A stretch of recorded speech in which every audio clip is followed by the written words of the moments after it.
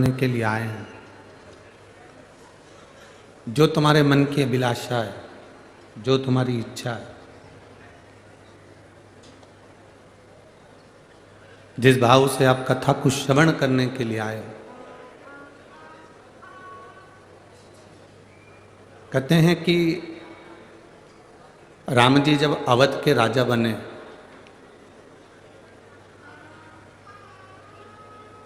उनका राज तिलक हुआ तो माता कौशल्या, माता केकई, माता सुमित्रा जी ने गुरु बाबा से कहा और गुरु जी से कहा कि हमारे अवध की एक रीति है, हमारे अयोध्या का एक रीत है कि राम जी जब राजा बनने हैं, अयोध्या में जो राज सिंहासन पर बैठता है, जब उसका राज तिलक होता है, सभा में जितने बैठे रहते हैं जो मांगते हैं राम जी को वो देना ही पड़ेगा।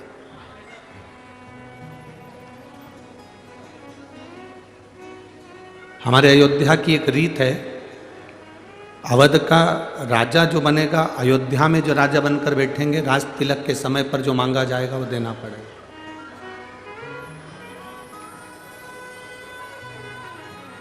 जो भी मांगा जाए वो देना है। कौशल्या जी ने राम जी से कहा कि तुम्हारे इतनी सारी सभा लगी है, तुम्हारे परिवार के लोग जो तुमसे मांगेंगे वो तुम्हें देना पड़ेगा,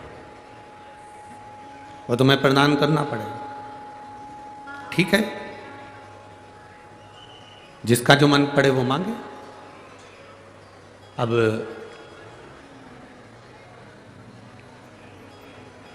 लक्ष्मण जी से कहा कि पहले तुम जाओ मांगने के लिए, क्योंकि तुम भी 14 वर्ष के वनवास से वापस लौट कर आए। बहुत सावधानी से कथा सुनना। 40 गांव में 5 दिन की कथा मिली है। इतनी झोली भरकर सुनना कि बाबा अगली कथा में एक पत्र तुम्हारा भी भेजे और उसमें लिखा हो कि मेरे मन की बात बाबा ने पूर्ण कर। इतने दिल से अगर कथा सुनोगे तो जीवन की एक सार्थकता सिद्ध होगी, एक आनंदता सिद्ध होगी। लक्ष्मण जी को भेजा कि पहले तुम मांगो। लक्ष्मण जी गए, भैया राम के चरणों को प्रणाम किया। कौशल्या जी ने कहा हमारे यहाँ की रीति है, जब राम जी राजा बने हैं, अवध के सिंहासन पर जो बैठेगा उससे जो मांगोगे वो देगा। लक्ष्मण जी ने मांगा कि मुझे भैया राम के चरणारविंद की सेवा चाहिए। राम जी ने सेवा दे दी। भरत जी से कहा आप मांग लो। भरत जी ने राम जी के चरणों की सेवा मांगी, उनको भी सेवा दे दी। शत्रुघ्न से कहा गया कि तुम मांग लो, तो शत्रुघ्न जी ने भरत जी के चरणों की सेवा मांगी तो उनको दे दी।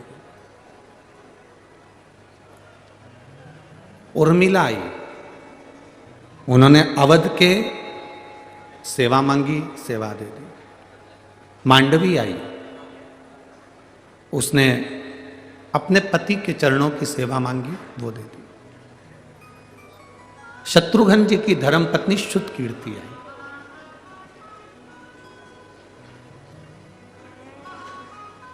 और श्रुतकीर्ति ने राम जी से कहा कि भैया राम, मैं आपसे जो मांगूंगी आप वो मुझे दे दोगे? मैं जो मांगूंगी वो आप देना पड़ेगा। कौशल्या जी ने कहा श्रुतकीर्ति कैसी बात करती हो, यहां जितनों ने मांगा राम जी ने सबको सब कुछ दिया, तो फिर आपको क्यों ना देंगे?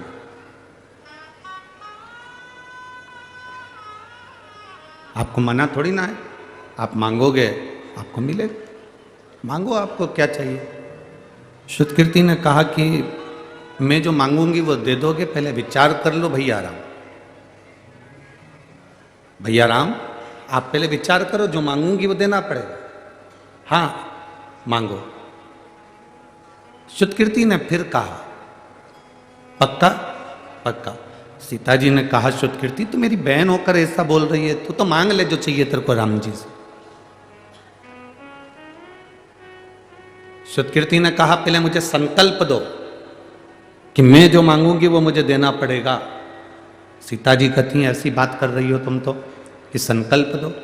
कैकेयी को थोड़ा सा भय होने लगा। कैकेयी को लगा कि मैंने 14 वर्ष का वनवास राम जी को दिया था, कहीं ये श्रुतकीर्ति वापिस राम जी को वनवास ना दे दे। उसे भय हो रहा, उसको भय उत्पन्न हो रहा।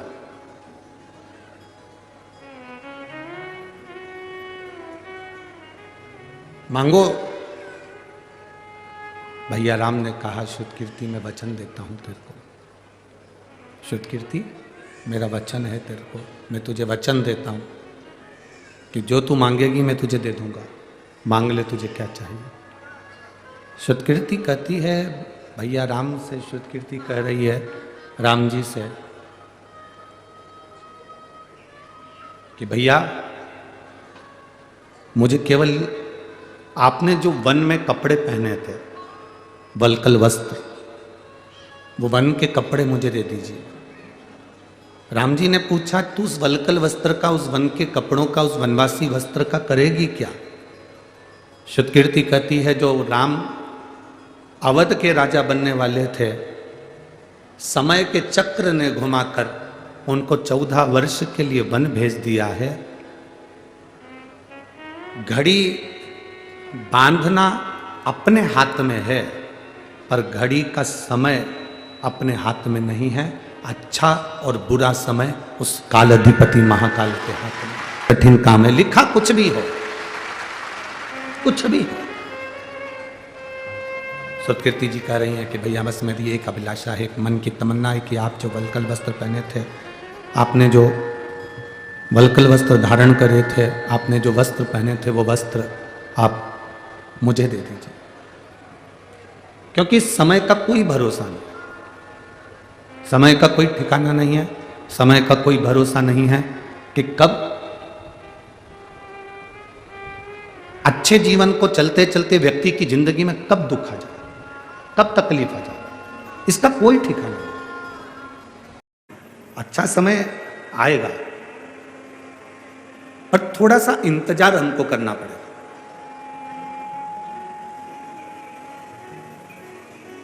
पांच 500 वर्ष लगे संघर्ष करते करते करते करते 500 वर्ष हो गए। और संघर्ष करते करते जब 500 वर्ष हुए, 500 वर्ष का संघर्ष करने के बाद राम अवध में वापिस विराजमान हो रहे हैं, तो ये हमको एक बल मिलता है कि जीवन में एक ना एक दिन पलटते जरूर है, एक ना एक दिन समय बदलेगा जरूर,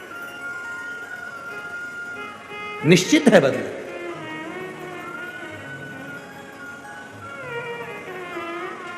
शिव तत्व कह रहा है। क्या देती है शिव पुराण, क्या प्रदान करती है शिव महापुराण? शिव महापुराण की कथा में स्वयं वेद व्यास जी ने लिखा, उमाखंड के अंदर जो जीव भगवान की कथा को श्रवण करने के लिए शिव महापुराण के पंडाल में पहुंचता है और हृदय से कथा का रस स्वादन करता है, जिस कामना से जिस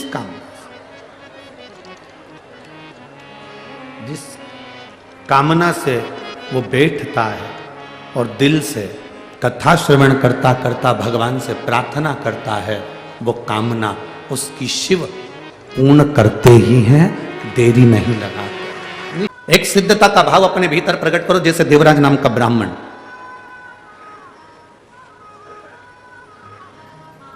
चोर है, धन नहीं है, पैसा नहीं है, चोरी का धन लेकर आया है और वो धन लेकर शिव जी के मंदिर में पहुंच जाता है। इसको भी नहीं मालूम कि मेरी माता शंकर के मंदिर में एक लोटा जल चढ़ाती रहे। आप में से कई माताएं ऐसी बैठी हैं, आप में से कई भाई ऐसे बैठे हैं कि घर के लोगों को भी मालूम नहीं पड़ने देती कि किसको साड़ी दिला देती है, कौन बहन बेटी को पाँव की पायल दिला देती है, किसको पानी पिला देती है, किसको भोजन करा देती है, भूखे को अन्न का दान दे देती है, पर किसी को मालूम नहीं पड़ने देती। आपने शायद आप लोगों को भी नहीं मालूम होगा कि शंकर जी पर एक लोटा जल चढ़ाने का फल क्या है। लोग कहते हैं 16 श्राद्ध में, श्राद्ध पक्ष में हम गया जी जाते हैं और भगवान शंकर, हम गया जी में जाकर तर्पण करते हैं, हम गया जी में जाकर पिंडदान करते हैं, हम नासिक में जाकर तिलांजलि देते हैं, तर्पण करते हैं, पिंड देते हैं, हम सरयू जी के तट पर जाकर माता सरयू को पिंड देते हैं, तर्पण करते हैं, हम गंगा जी पर जाकर जल छोड़ते हैं, तर्पण करते हैं, पिंड देते हैं।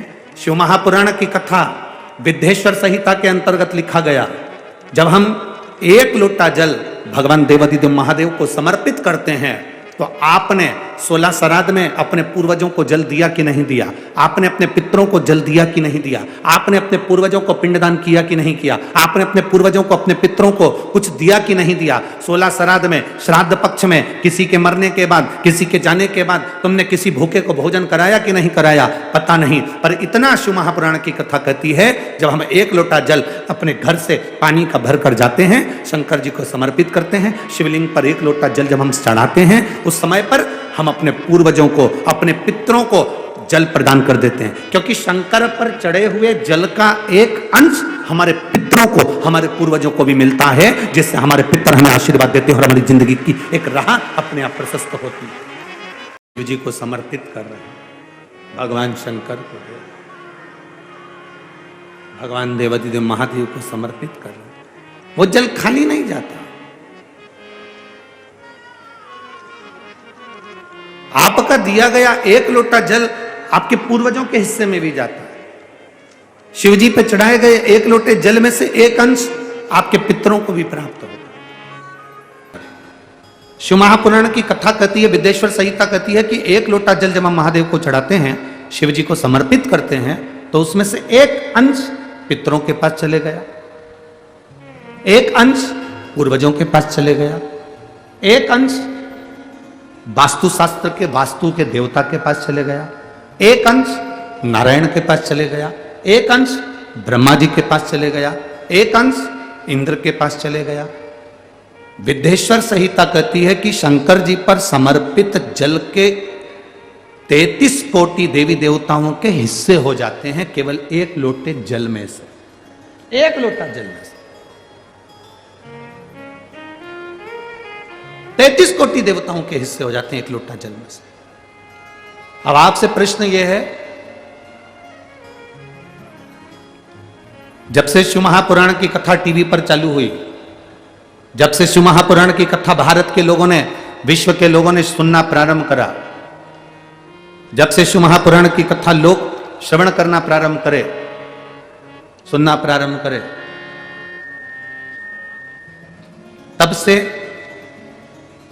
आज तक, और उसके पहले का समय निकाल कर देखना, पहले जब आप किसी को पत्रिका दिखाते थे, हान कराओ, पितृदोष का पूजन कराओ, काल सर्प दोष का पूजन कराओ, वास्तु दोष को सही कराओ।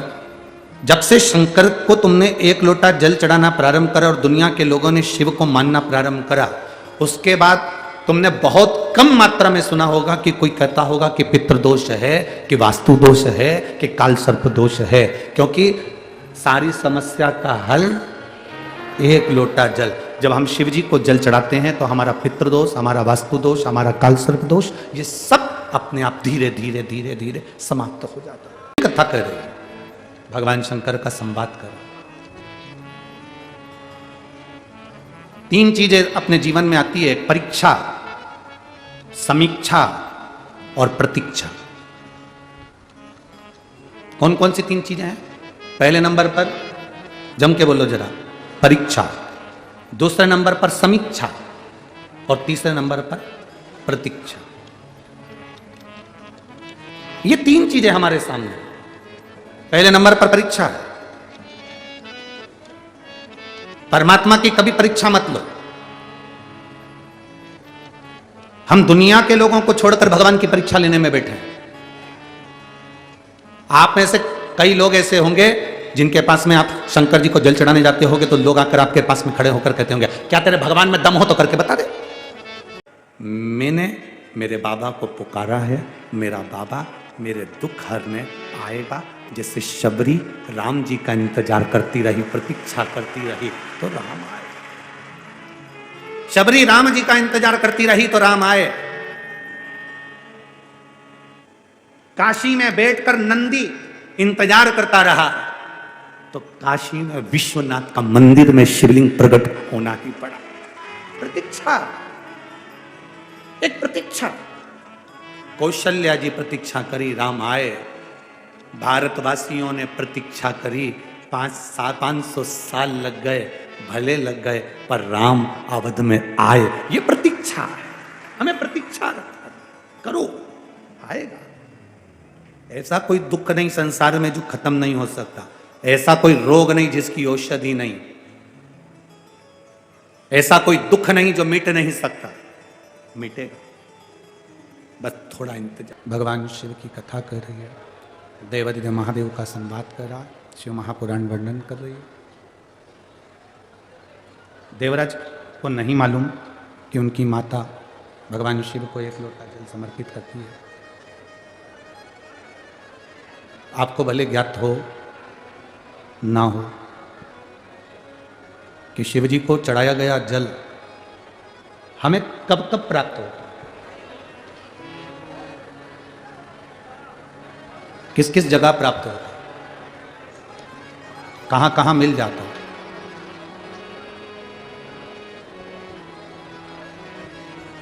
रामायण पढ़ी आप लोगों ने? जम के तो बोलो जरा, सुनी है? उसमें एक पात्र है रामायण में, सूर्पनखा, रावण की बहन सूर्पनखा। रामायण के अंदर जितने पात्र हैं, रामचरितमानस में जितने पात्र हैं, सारे पात्र शिव के उपासक हैं। रावण को देख लो, वो भी शिव का उपासक है। मंदोदरी को देखो तो वो भी शंकर का उपासक है, भगवान शिव का उपासक है। दशरथ जी को देखो तो वो भी शंकर के उपासक हैं। राजा जनक जी को देखो तो वो भी शिव जी के उपासक हैं, भगवान शंकर के। जटायु को देखें तो वो भी भगवान शंकर के उपासक हैं। संपाति को देखें तो वो भी भगवान शिव के उपासक हैं। विभीषण को देखो तो वो भी शिव का उपासक है। विभीषण की धर्मपत्नी शर्मा को देखो तो वो भी शिव के उपासक है। रामायण में जितने पात्र, रामचरितमानस में आपको जितने पात्र मिलेंगे सब शंकर के उपासक। उसी में एक पात्र है सूर्पनखा। कौन थी है? ये देवलोक में रहती थी, जिसका नाम था नयनतारा, अप्सरा थी।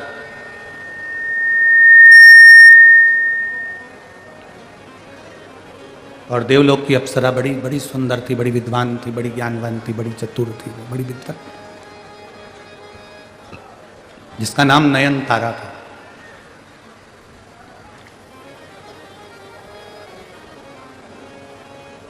भगवान विष्णु स्फाटिक के सुंदर पुखराज के शिवलिंग का पूजन करते थे। लक्ष्मी जी स्वर्ण और हीरे से जड़े हुए शिवलिंग का पूजन करती। ब्रह्मा जी सुंदर चंदन से बने हुए शिवलिंग का पूजन करते थे।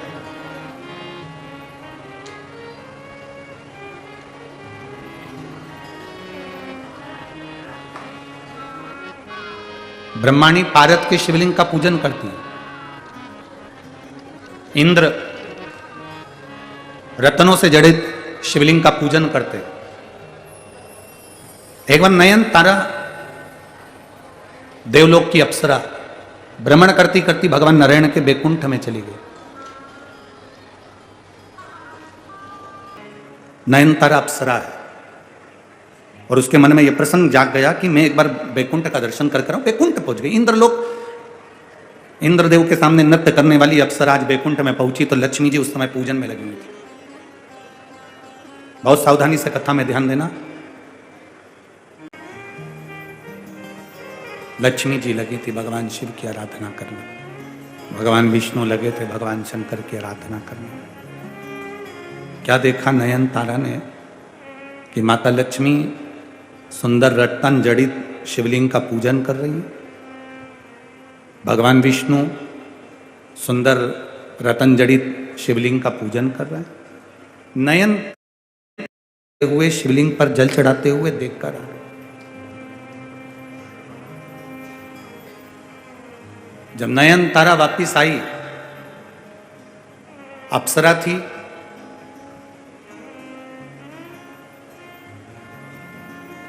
उसने भी एक सुंदर शिवलिंग का निर्माण करवाया और उसके पूजन में लग गई।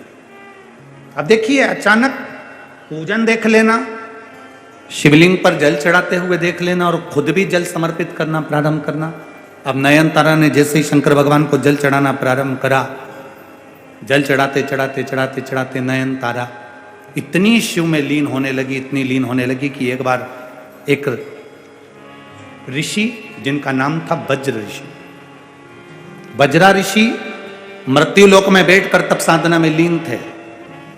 इंद्र का सिंहासन डोलने लगा। इंद्र को लगा कि ये वज्रा ऋषि तो मेरा सिंहासन छीनना चाहते हैं। इंद्र को थोड़ा सा मन में खटकने लगा कि ये वज्रा ऋषि मेरा सिंहासन लेना चाहते। इंद्र ने नयन तारा अप्सरा को बुलाया, जाओ मृत्युलोक में जाओ और पृथ्वी पर जाकर, मृत्युलोक में जाकर जहां वज्रा ऋषि तप कर रहे हैं उनकी समाधि को तोड़ने का प्रयास करो।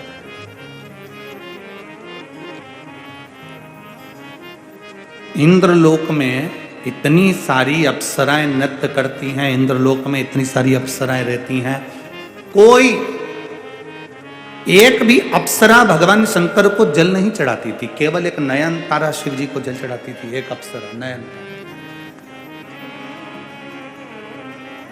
कितनी सुंदर सुंदर अप्सरा रह रही हैं, कोई नहीं। वो मेरा सिंहासन पाना चाहते हैं तो उन्होंने नयन तारा को वज्रा ऋषि का तप तोड़ने के लिए भेज दिया। जैसे वज्रा ऋषि का तप तोड़ने के लिए नयन तारा गई, वज्रा ऋषि को क्रोध आ गया और नयन तारा को श्राप दे दिया, ये नयन तारा तू अप्सरा होकर तेरी बुद्धि में भगवान की भक्ति नहीं कि मैं भजन कर रहा, मैं तुझे श्राप देता हूं नयन तारा, तो राक्षसी होगी। नयन तारा की आंख से जल बह गया, बाबा मैं शंकर की आराधना करने वाली हूं, कोई अप्सरा शिव को जल नहीं चढ़ाती पर मैं शंकर को जल चढ़ाती हूं बाबा। बाबा ने ध्यान लगाकर देखा ये तो शिव की भक्त है। वज्रा ऋषि ने कहा मैंने तुझे श्राप दिया राक्षसी होने का, मृत्यु लोक में तू राक्षसी बनेगी, पर आज मैं तुझे वचन भी देता हूं कि जिस शंकर की आराधना स्वयं नारायण करते हैं, जिसका दर्शन कर कर तू शंकर भगवान को जल चढ़ाते हुए भगवान विष्णु का दर्शन कर कर चुपचाप लौट कर आ गई थी, नारायण के सामने नहीं पहुंच पाई थी, उनके सम्मुख में नहीं जा पाई थी। वज्रा ऋषि कहते हैं आज मैं तुझे वचन देता हूं और आशीर्वाद देता हूं कि तू राक्षसी होने के बाद भी भगवान नारायण का अवतार जब पृथ्वी पर राम अवतार होगा तो उनके सामने जाकर उनका दर्शन करेगी, उनको पाने का प्रयास करेगी। तेरे बल पर संपूर्ण असुरों का कल्याण होगा, क्योंकि तूने शंकर भगवान को एक लोटा जल चढ़ाया है, तो तेरे कारण पूरे असुरों का कल्याण होगा।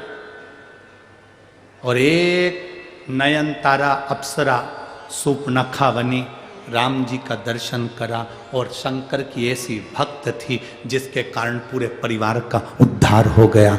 भगवान राम पहुंचकर पूरे परिवार का कल्याण कर। खाली नहीं जाता।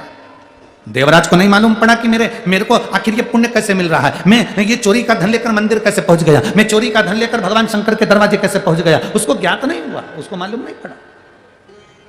उसकी माँ शिव जी को जल चढ़ाती थी, उसका पुण्य इसके खाते में आ गया तो प्राण छूटे तो शंकर भगवान इसको नंदी पर बिठा कर कैलाश ले गए, नंदी पर बिठा। अनायास दर्शन। अचानक शिव महापुराण की कथा, अभी हमने कथा के पहले, कथा चालू हुई ना उसके पहले कहा था ये कथा मुंबई में होने वाली थी, अचानक 40 गांव को मिल गई। समझ लो कि कुछ ना कुछ भगवान को कृपा करना है। भूलवश भी, भूल से भी नयन तारा तो केवल शंकर जी की पूजन करते हुए देखकर आ गई थी लक्ष्मी जी को, नारायण को। एक बिंदुक नाम का ब्राह्मण चोरी का धन लेकर जा रहा था, दीवार से गिरा, पानी में डूबकर मर गया, प्रेत योनि में पड़ गया। प्रेत योनि।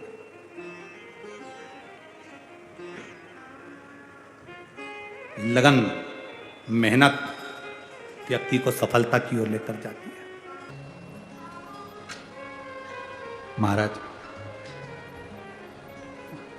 बिंदुक प्रेत योनि में पड़ गया, उसकी मुक्ति के लिए चंचुला देवी ने भोलेनाथ से प्रार्थना कर कर ईसर जी गोरा जी मनकर शिव महापुराण की कथा तुम रुका जी के मुख से श्रवण कर रहे हैं। ईसर जी गोरा जी पधार रहे हैं, जोरदार ताली बजाकर स्वागत करें भगवान शिव और पार्वती का। सुंदर भाव से शिव महापुराण की कथा के आनंदमय यजमान बने हैं ईसर जी गोरा जी। जोरदार ताली बजाकर दर्शन करें ईसर जी गोरा जी का। आज कथा का प्रथम दिवस यहाँ विराम ले रहा है। 40 गांव की पवित्र भूमि पर प्रभु श्री राम शिव महापुराण की कथा चल रही है। 5 दिवसीय कथा है।